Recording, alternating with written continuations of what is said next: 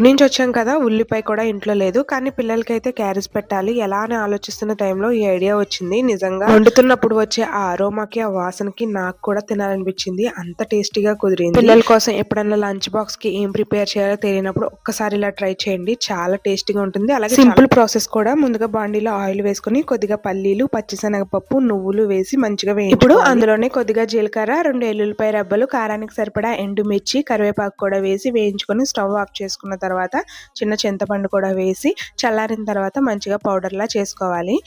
ఇప్పుడు బాండీలో కొద్దిగా నెయ్యి వేసుకొని, కొద్దిగా జీడిపప్పు పలుకులు వేసుకొని మనం రెడీ చేసి పెట్టుకున్న పౌడర్ని కూడా వేసి బాగా వేయించుకున్న తర్వాత ముందుగా వండి పెట్టుకున్న రైస్ని వేసి కొద్దిగా ఉప్పు, మిరియాల పొడి జల్లుకొని బాగా కలుపుకున్న తర్వాత పైన కొద్దిగా కొత్తిమీర వేసి చాలా టేస్టీగా యమ్మీగా ఉండే పప్పుల పొడి రైస్ రెడీ అయిపోయినట్లే. చాలా సింపుల్ లంచ్ బాక్స్ రెసిపీ అండి. ఒకసారి ట్రై చేయండి. అలాగే వీడియో నచ్చినట్లయితే ప్లీజ్ లైక్ చేసి ఛానల్ని సబ్స్క్రైబ్ చేసుకోండి.